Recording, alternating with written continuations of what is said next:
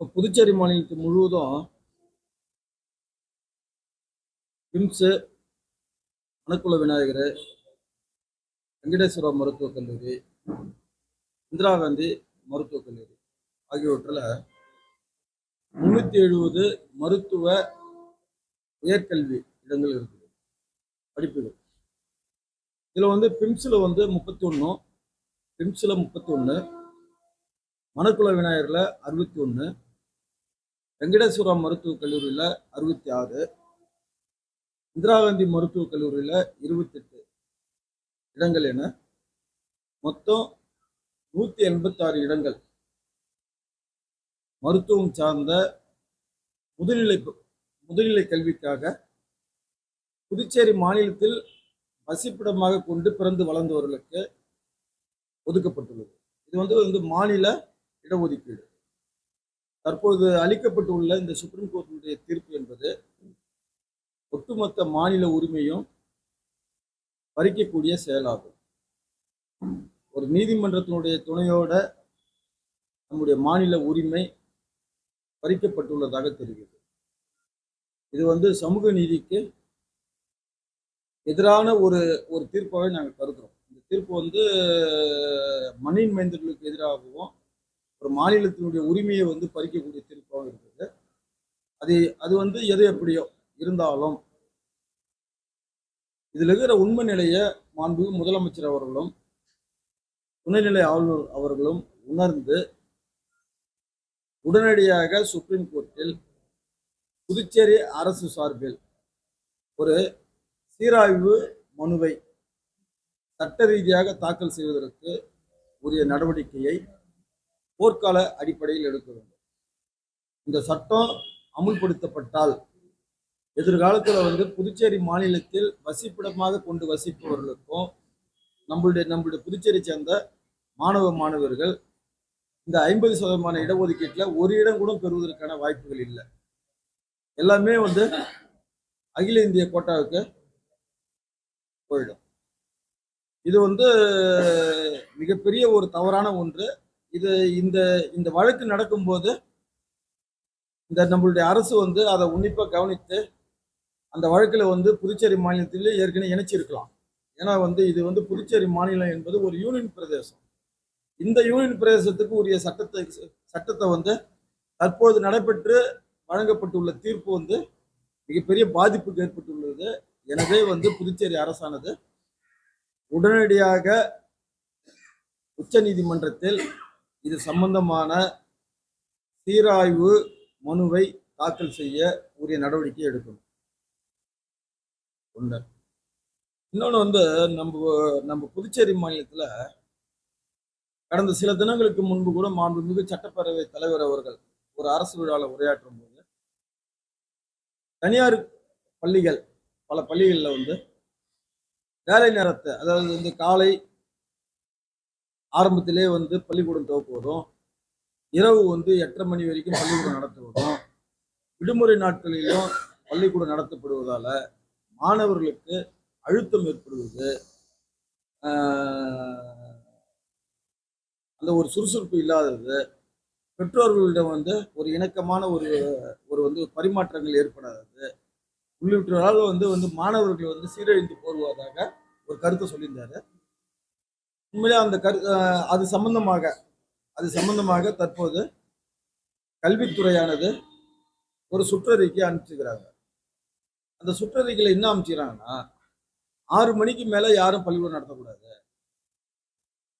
வார விடுமுறை நாட்களிலும் பள்ளிக்கூடம் திறக்கக்கூடாதுன்னு சொல்றாங்க.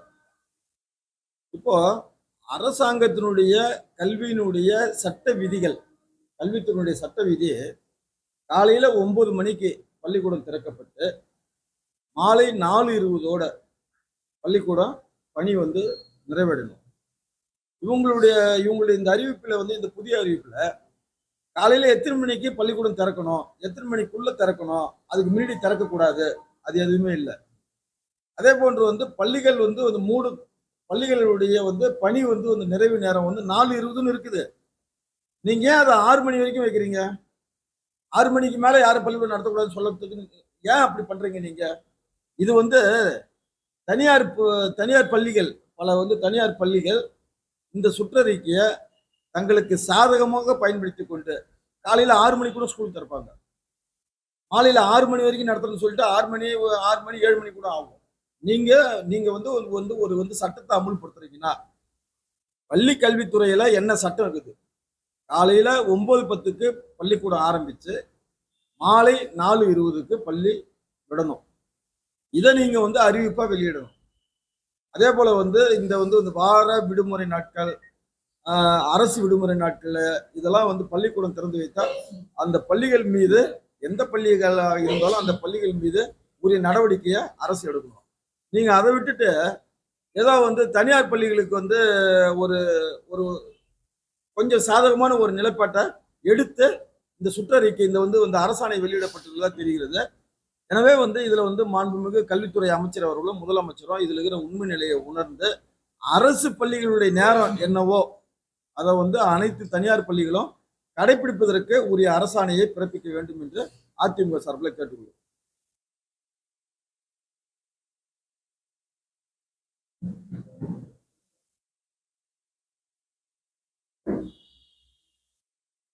அவங்க 6 மணி வரைக்கும் இருக்கிறாங்க இல்லையா? அப்போ கவர்மெண்ட் ஸ்கூல் நீங்க 6 மணி வரைக்கும் நடத்தலாம்னு சொல்றீங்களா? அனுமதி கொடுக்குற மாதிரி இருக்குது. ஏன் இது நீங்க என்ன சிறப்பு வகுப்பு வந்து நீங்களே ஏன் அனுமதி கொடுக்குறீங்க? இல்ல அத மாதிரிலாம் அவங்க சொல்லல. சிறப்பு வகுப்புலாம் சொல்லல. 6 மணியோட நீங்க முடிச்சீங்கன்றாங்க. நாங்க என்ன கேட்கறோம்னா பள்ளி நேரம் எவ்வளவு? காலையில 9:10ல இருந்து மாலை 4:20 வரைக்கும். நீ அதை தான் சொல்லணும். நீங்க அதான் சொல்லணும். நீங்க அதை விட்டு வந்து நீங்க இது நடத்தீங்க, நீங்க அதை நடத்தீங்கன்னா என்ன கவர்மெண்ட்டே என்ன இது? தனியார் பள்ளிக்கு சாதகமான ஒரு நிலைப்பாட்டை ஏன் எடுக்கிறீங்க? நாங்க தனியார் பள்ளி இப்படி பண்ணுவோம், கோளுக்கும் வலிக்கக்கூடாது ஆளுக்கும் வலிக்கக்கூடாதுன்ற மாதிரி ஏன் ஒரு ஒரு அரசாணை ஏன் விடுறீங்க? ஒரு அரசாணை வெளியிடும் போது வந்து திட்டமிடுதல் இருக்கக்கூடாதா? ஒரு கவர்மெண்ட் பள்ளிகளில் படிக்கிற பிள்ளைங்களுக்கு ஒரு நியாயம், தனியார் பள்ளியில் படிக்கிற பிள்ளைங்களுக்கு ஒரு நியாயமா? ஏன் அப்புறம் இதை மாத்துறீங்க? ஏன் இதை கொண்டு வரீங்க? அரசாணை கொண்டு வரீங்கன்னா காலையில 9:10ல இருந்து மாலை 4:20ன்னு சொல்லிட்டு போங்க. இது வரைக்கும் தான் பள்ளிக்கூடம் நடத்தணும்னு சொல்லுங்க. நீங்க 6 மணி வரைக்கும் அவங்க நடத்த சொல்றீங்க.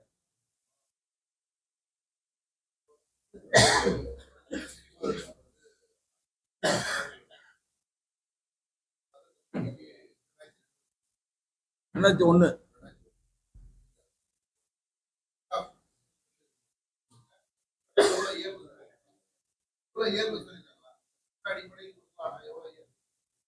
யாருக்கு? ஆமா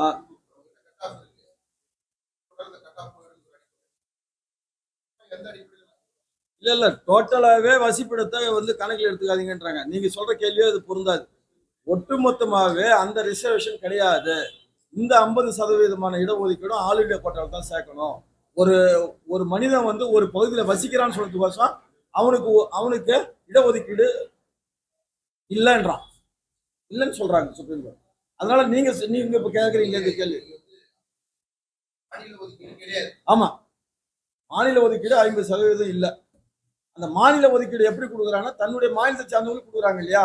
அதை தான் அவருக்கு இப்படி சொல்ல வராங்க. ஆனா நீங்க சொல்ற மாதிரி இதுதான் மாநில ஒதுக்கீடு கிடையாது. இது மாநில உரிமை பறிக்கக்கூடிய செயல. நீதிமன்ற துணையோட மாநில உரிமை பறிக்கப்பட்டுள்ளது.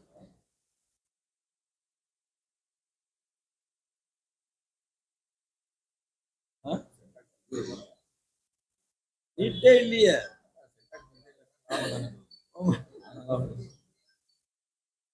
தனியார் பள்ளிகள் வந்து இப்ப பிஜில வந்து கிட்டத்தட்ட 35 லட்சம் 40 லட்சம் வாங்குறாங்க ஒரு வருஷத்துக்கு. கவர்மெண்ட் கோட்டா வந்தா ஒரு 16 லட்சத்துல முடியுது. அப்ப தனியார் பள்ளிகள் மீண்டும் கல்வி கொள்ளை அடிப்பதற்கு இந்த தீர்ப்பு சாதகமா தான் இருக்கும். தனியார் பள்ளிகள், தனியார் மருத்துவக் கல்லூரி நிர்வாகங்கள் மீண்டும் கல்வி கொள்ளையடிப்பதற்கு, இந்த கட்டணத்தில் கொள்ளையடிப்பதற்கு இந்த தீர்ப்பு சாதகமா இருக்கும். இதையும் அரசு வந்து நம்ம புதுச்சேரி அரசு கருத்தில் கொண்டு இதை வந்து சீராய்வு மனுவில் தெரிவிக்கணும்.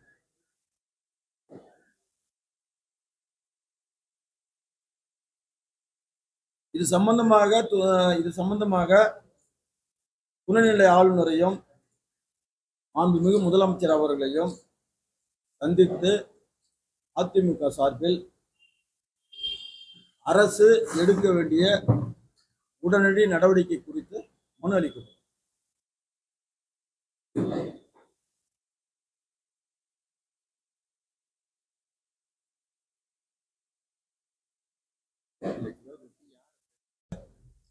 யூஜி படிக்கிற பிள்ளைங்களுக்கு வந்து முதல்ல இதுல விழிப்புணர்வு வரணும்.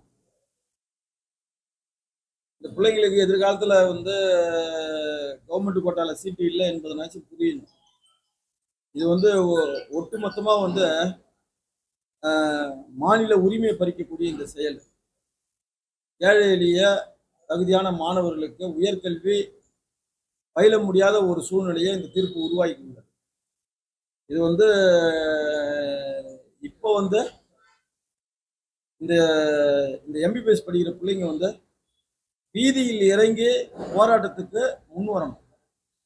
வீதியில் இறங்கி இந்த போராட்டத்தின் மூலமாக சுப்ரீம் கோர்ட்டுக்கு தெரியப்படுத்துகின்ற விதத்தில் போராட்டங்கள் அமைக்கணும். முதல்ல இது வந்து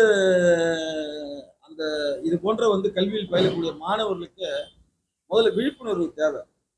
எந்த அரசியல் கட்சியே பேச வேண்டியது, எந்த அரசியல் கட்சியும் ஆர்ப்பாட்டம் நடத்த வேண்டியது, யாராவது ஆர்ப்பாட்டம் நடத்துனாங்கன்னா அதில் நம்ம உட்காந்து படிக்கலான்ற எண்ணத்தை வந்து முதல்ல அவங்க மாற்றிக்கின்னு இந்த மாதிரி வந்து இடஒதுக்கீட்டின் மூலியமாக பயன்பெறக்கூடிய மாணவர்களுக்கு முதல்ல விழிப்புணர்வு தேவை. இந்த தீர்ப்பின் இந்த வந்து சுப்ரீம் கோர்ட்ல இப்போ வந்து வழங்கப்பட்டிருக்கின்ற இந்த தீர்ப்பின் மூலமாக நம்மளுடைய எதிர்காலம் முழுமையாக பாதிக்கப்பட்டுள்ளது என்பதை கூட உணரணும். முதல்ல அவங்க அது இல்லை.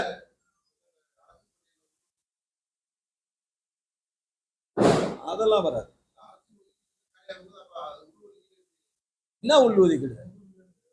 உள்ஒதுக்கீடு வந்து பிஜில கிடையாது. ஹலோ, நான் ஏதோ ஒரு கேள்வி கேட்டு இருப்பேன். நீ நாளைக்கு கட்டுரை எழுதுறீங்க, அதுல ஏது உள்ஒதுக்கீடு?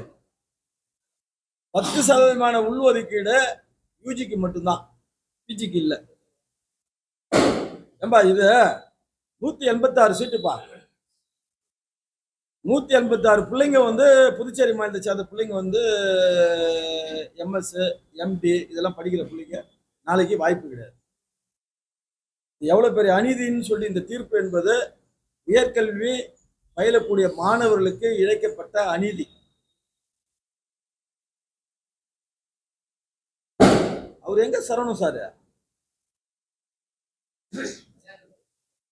அறியாம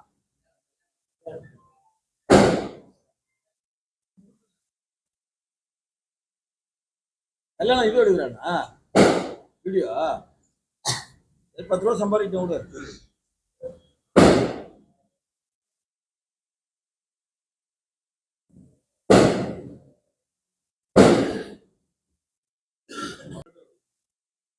ஆமா, நாங்களாம் ஏதாவது போராட்டம் பண்ணாங்கன்னா உட்காந்து நெசிட்டு வாங்கிட்டு போனோம்.